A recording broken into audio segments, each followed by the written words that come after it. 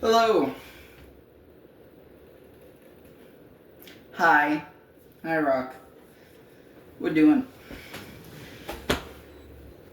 Would you like to get up here? Would you like to get up here too, Dolly? No? You're kind of taking the place where I was going to sit and make... See what I have to deal with my dogs? I love them, though. They're so nice. Are you going to get up here too? Come on. Get up here. Come on. Would you get out of the way? Like, you move over here. You have this way. You move here.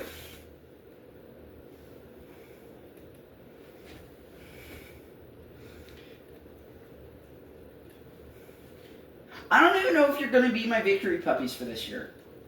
You for sure will be. You... Hopefully, I like this one more. Hello! That was a minute of dog chaos. I still would like to sit here, I'm going to be honest. I'm going to sit here. This is Rocky. No hockey correlation, just named him Rocky. The other one that I filmed the last time I made this video is Dolly. She will most likely be the victory puppies consistently. Hopefully this one will also be victory puppies, but he's not always here. Are you going to move? Would you?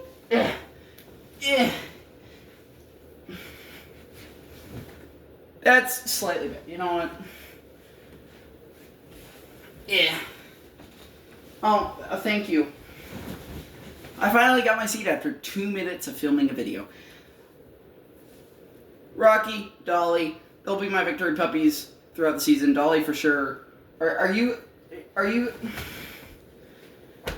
Oh, thank you, Dolly. Rocky.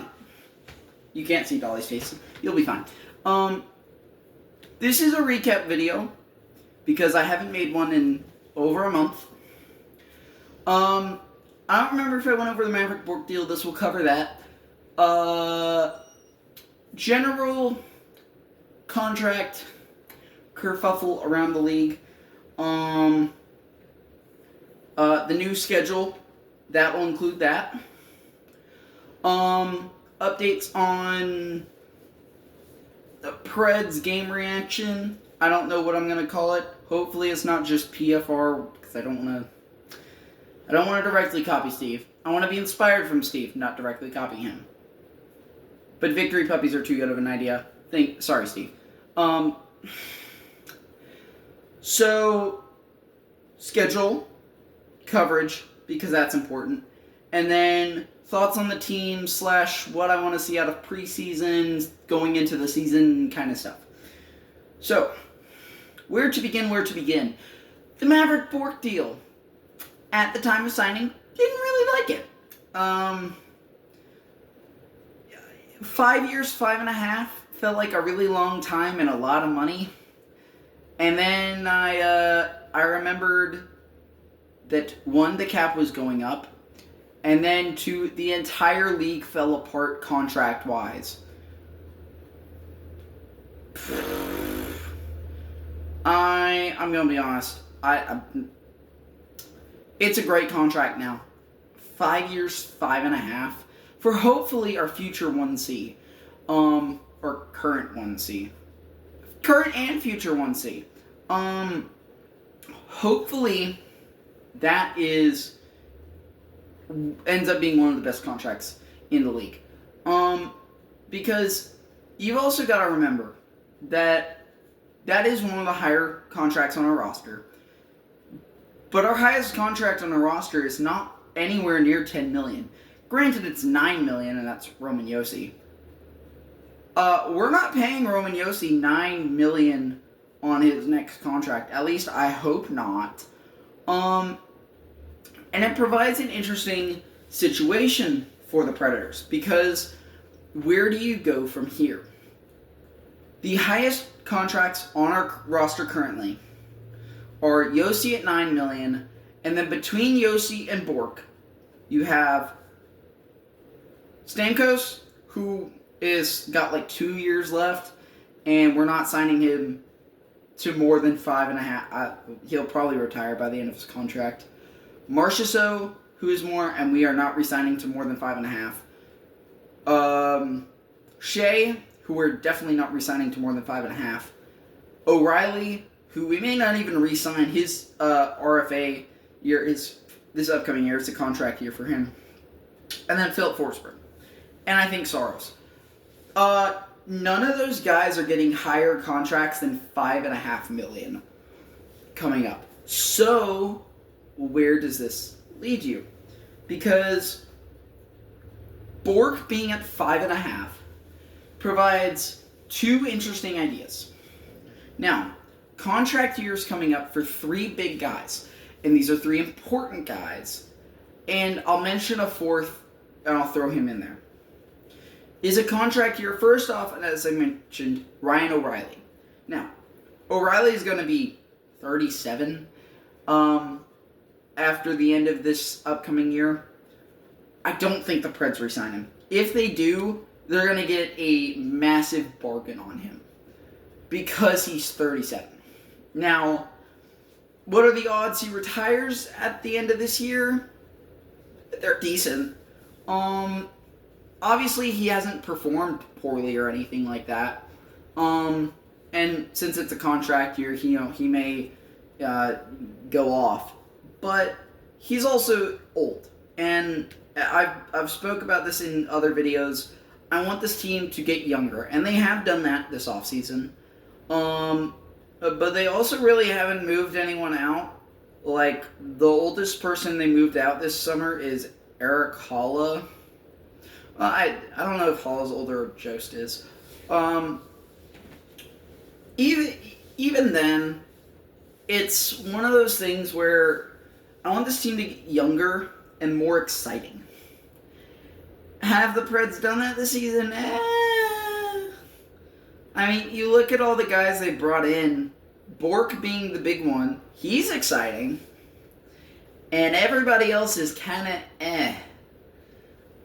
So this is kind of why I was frustrated with all the offseason moves that we've gotten so far. Is obviously Bork is exciting, and I think the time I made the last video, he hadn't quite signed his contract. And then the rest of the guys you've brought in are Ilya Lyubushkin, who's kind of whatever, and it doesn't seem like they're trading him away. They might have to. Ross Colton, who's Jack Drury, who's Nils Höglander, who's but I like Nils Höglander. Adam Edstrom, who is severely and Vitaly Pinchuk, who is young and exciting, and by young I mean 24. And Brady Martin. So, have they gotten younger? Yes. By how much? Not a lot. Actually, they got older considering what we were working with at the end of last season. And I think that's just kind of the problem is I've not been very critical of Chris MacFarland. I think a lot of these moves bolster our depth incredibly, and I think it speaks super well to how well he's built the depth that we have so many players that we will be trading people or getting rid of their contracts just to get them off of our 23-man roster. Because currently, not including the two goalies that we have, I think we are about 5 players over the 23-man limit. Now, that being said, Brady Martin is probably going to play in the AHL next year. So that's one less guy you have to worry about. And by the way, I'm forgetting people because we have at least 8 defensemen. At least 8. The 8 being Yossi, Perbix, Lyubushkin, Shea. Who? Yossi Perbix, Lucian Shea. Haig is one. Ufko, Barron, Willsby. That's at least 8. And there's probably somebody I'm forgetting. That's about at least one too many. Now, the real question is, who do you get rid of? Currently, the Preds look like the answer is no one, and that's a bit of a problem. Because you're not... Yossi, Perbix, Haig, like, all the guys that you saw last year, Willsby and Barron, and I'm 100% forgetting someone there, they're all going to be in the NHL. Oh, and Shea. Shea's going to be there. So Yossi, Shea, Perbix, Haig, and probably Willsby are all going to be in the NHL. So that leaves you with 3 guys fighting for 1, maybe 2 spots. That's a bit of a problem. In terms of forwards, I think we have 15, not including Martin. Let me see if I can name them all. Yossi, forwards, dang it. Forsberg, Stamkos, O'Reilly. Bork, Wood, Evangelista. We're at 6. Good start. Marchessault is back from last year. Höglander, Drury, Colton. We're at 10. Pinchuk, Edstrom.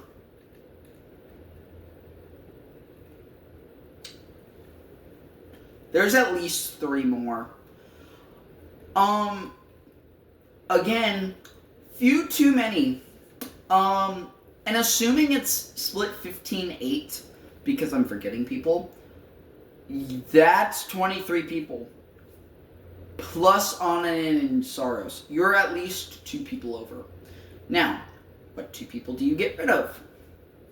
Good question. They have not indicated that they are getting rid of anybody, and I have been vocal that they should get rid of Shea and Marchessault, which at this point in the offseason is a terrible idea. I would like for them to get rid of one of them. I swear to God, if they trade Ryan Ufko, I'm going to lose my mind. Chris, please don't. I really don't know who they're going to trade or get rid of. I really don't. Obviously, your goalie tandem's set. That didn't change. The defense and the forward setup is really what's bugging me, because where do you put all these guys that are pretty clearly NHL bottom line ready? Right? Because it's great that you went out and got a bunch of people this year. And the guys you've already got here are going to be playing in the AHL once again, which I shouldn't have to say is a bad thing. Now, Martin, I'm kind of okay with being in the AHL, right? See how he acclimates, and, you know, we'll get there when we get there, right? You know who else will probably be in the AHL? Ryan Ufko. You know, the guy who put up, 11 points in 19 games last year? Yeah, that Ryan Ufko. In the NHL, by the way. Not in the AHL. NHL. Also in the AHL again, Cole O'Hara. Because you gave him no opportunity. Also probably in the AHL. Oh, Reed Schaefer is another guy that'll probably be in the AHL because they can't find him a roster spot. Huh, funny how that happens. Kemmel's also there. He'll probably be in the AHL, if not a 13th man in the NHL.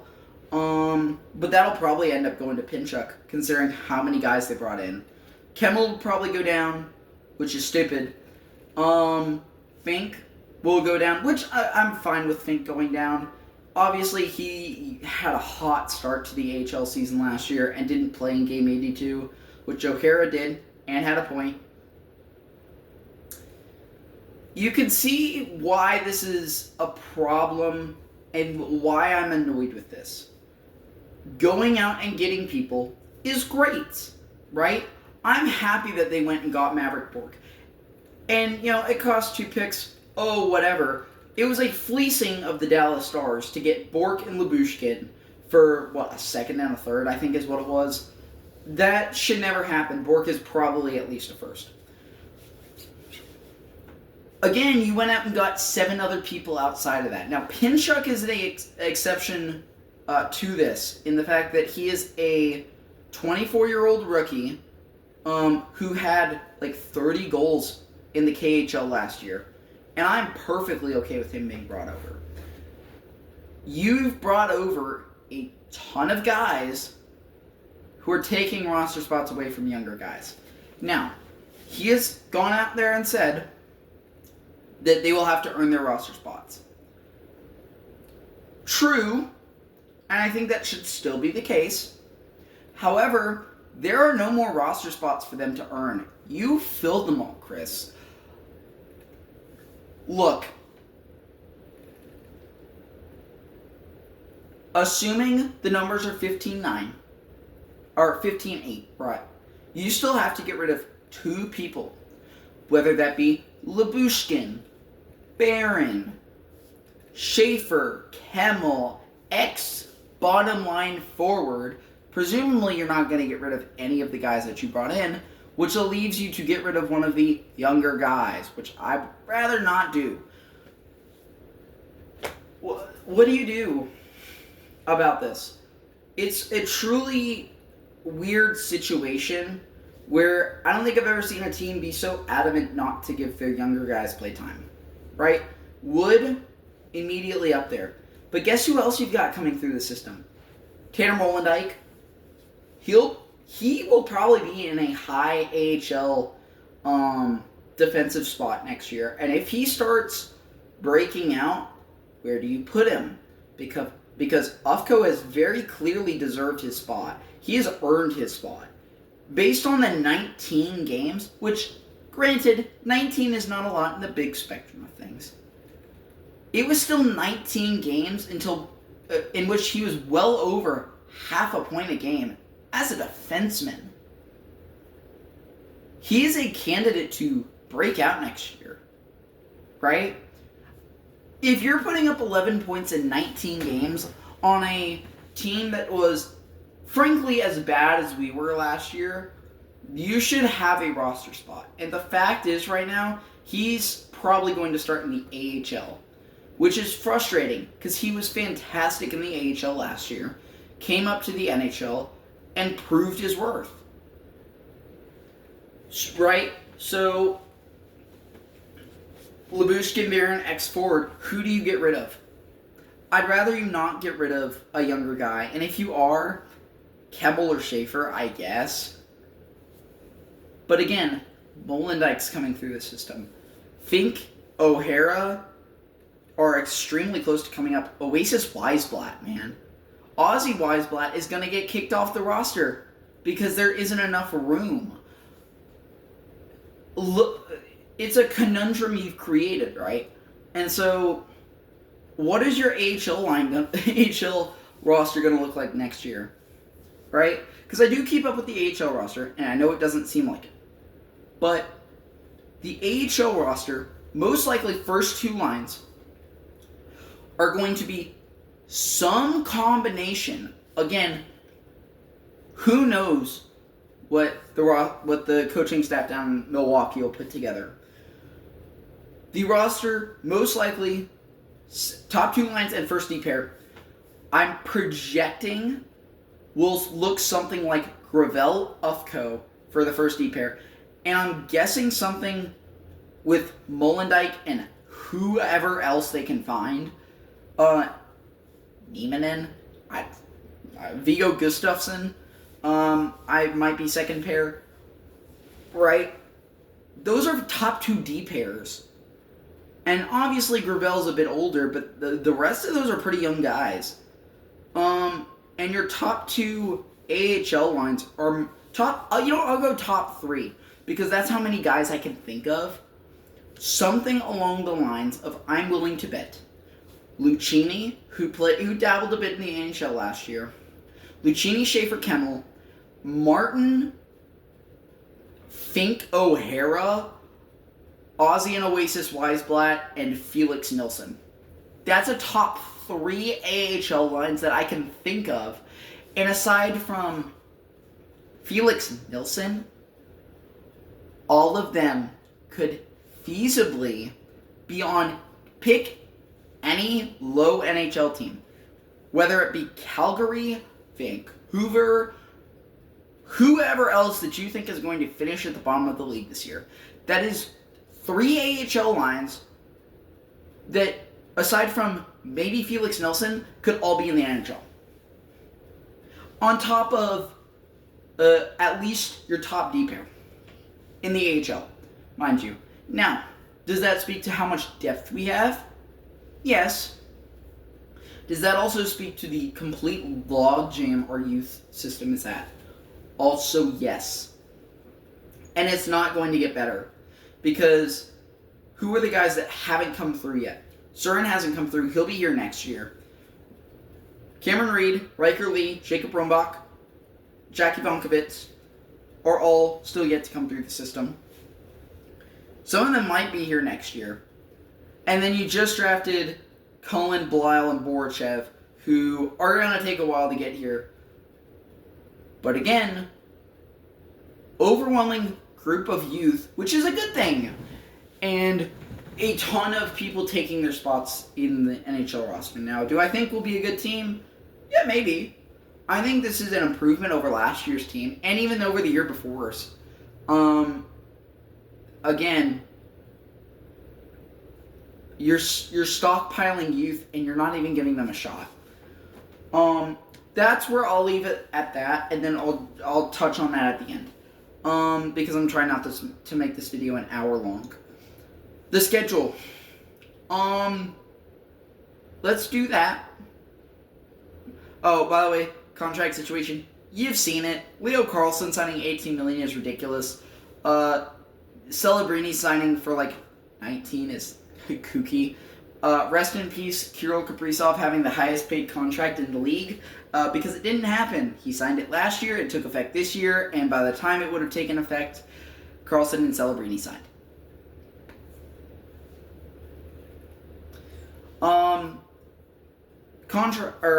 Schedule. The big thing to note with the schedule this year is that it is not 82 games. It is 84. And for those wondering why that makes a difference, I'll tell you why it makes a difference. 2 reasons. 1, the season starts earlier, which means there are less preseason games. There are 4 this year, but you've added two regular season games. So there will not be a game 82. There will be a game 82, but it won't be the final game of the season. That will be game 84. The other big reason this happens is it evens out the matter of scheduling conference teams. And it makes it so much simpler. So here's how scheduling for the Predators will work. The Predators are in the Western Conference, so they will play every team in the Eastern Conference twice.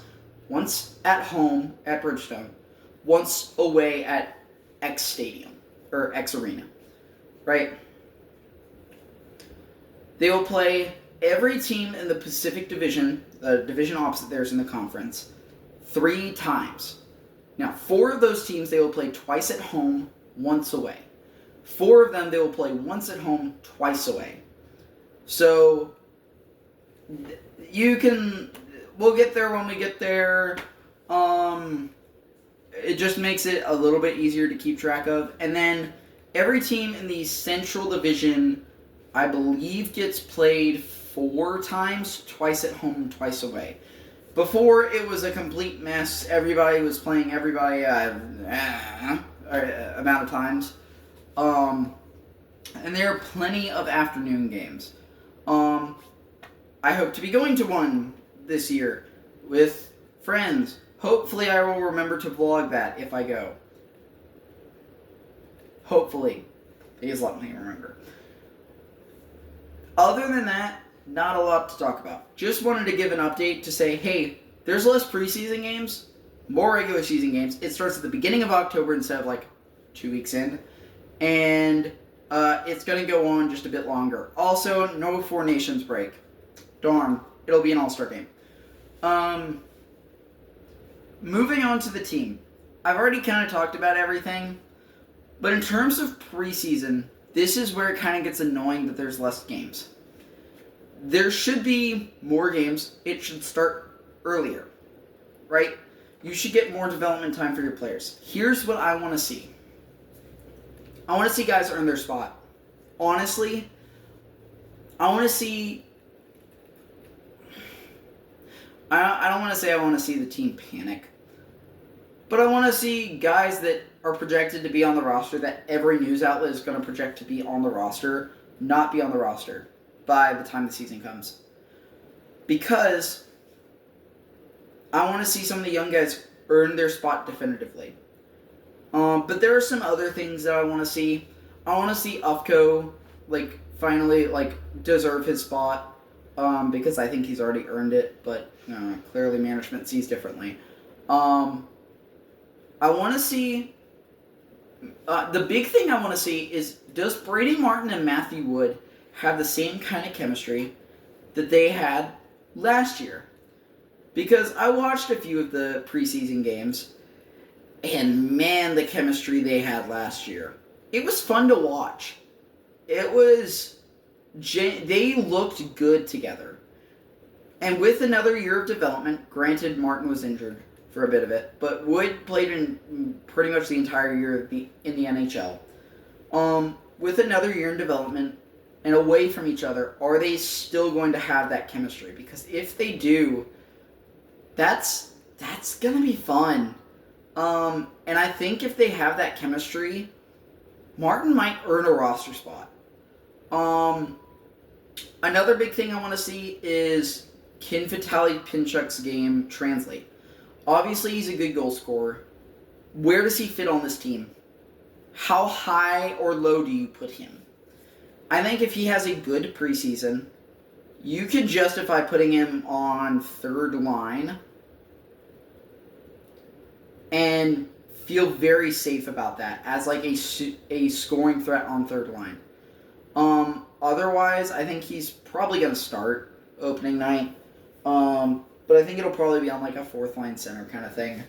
And man, I want to see Fink, O'Hara, some of the younger guys really do well. Whether that earns them a roster spot or not, I don't think it will. There's just too many guys kind of blockading that. But I want to see them earn a spot, or at least prove their worth. And I want to see them do well enough in the AHL to shake up the roster a little bit. Now, if the team starts out hot, I don't think that's going to happen. But if the team doesn't, who knows? So that is all from my dogs and myself to you. Thank you for watching the video. Obviously, if I don't post this soon, either I'm redoing the video for the third time because it didn't download again, or I've forgotten. Speaking of, the reason I haven't been making videos before I finish. We moved. New house. New room. I don't have to be as conscious about being quiet. If you've noticed, a lot of my earlier videos were very up close to my face, where I was talking pretty quietly, whether it be because it was early morning and stuff. I'm making time to do it more during the day, so I have to I can be louder, I can express myself more because dogs, and also I don't want to be quiet. The other thing I really want to note before the end of this video is I had a job for 2 weeks, and I would have made this video a bit earlier, and it probably would have been a bit shorter. However, stuff happened at the job. I won't name brands, I won't name, where or anything like that. Stuff happened, I don't have that job anymore. And I've just kind of been pushing off this video. I made it once, took 2 days to download to YouTube, or remember to download it to YouTube, and then promptly it decided to not download to YouTube, and I had already deleted the video off my phone, so I couldn't redo it. So hopefully I'll be able to find a job soon again. And then videos will be more consistent as the season comes closer. Hopefully I'll be able to do game reactions. I don't know how many of the games I'll be able to watch. But hopefully I'll be able to watch most of the games. Hopefully I'll be able to do more consistent videos now that I'm not living in an apartment. And hopefully I can give TREATs to my... I don't want to rile them up. I'm surprised I didn't move them. Yeah. Hopefully I can love on my dogs more. Through love of the Predators. But again, from my dogs and myself to you, thank you for watching this video. I know I don't get a lot of views on it, so if you're watching this, thank you, thank you, thank you. Click subscribe. Hopefully I'm able to shorten these videos down as time progresses. I know all of them are like 30 minutes long, I'm sorry. But as the season comes, I want to make more concise videos, more packed videos, I guess, that isn't just me rambling. More goofy stuff. I want to be more expressive and more autistic. Sick. Thank you again for watching. Click subscribe if you like it. Click like, please, so I can get these videos out to more people so we can grow the community. And again, thank you.